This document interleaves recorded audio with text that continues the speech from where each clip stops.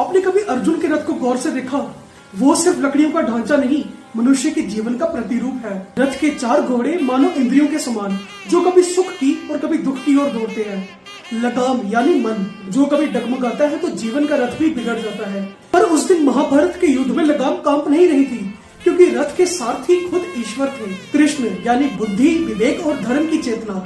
और रथ में बैठा अर्जुन भी कोई साधारण मनुष्य नहीं था। वो हर मनुष्य की आत्मा है जो कर्म और कर्तव्य के बीच में फंसी है।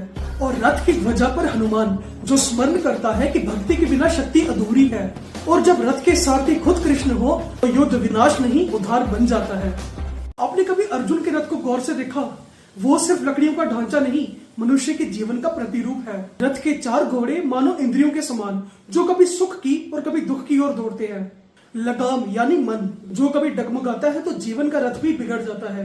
पर उस दिन महाभारत के युद्ध में लगाम कांप नहीं रही थी, क्योंकि रथ के सारथी खुद ईश्वर थे। कृष्ण यानी बुद्धि, विवेक और धर्म की चेतना। और रथ में बैठा अर्जुन भी कोई साधारण मनुष्य नहीं था। वो हर मनुष्य की आत्मा है जो कर्म और कर्तव्य के बीच में फंसी है।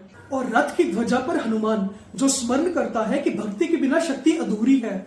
और जब रथ के सारथी खुद कृष्ण हो तो युद्ध विनाश नहीं उद्धार बन जाता है।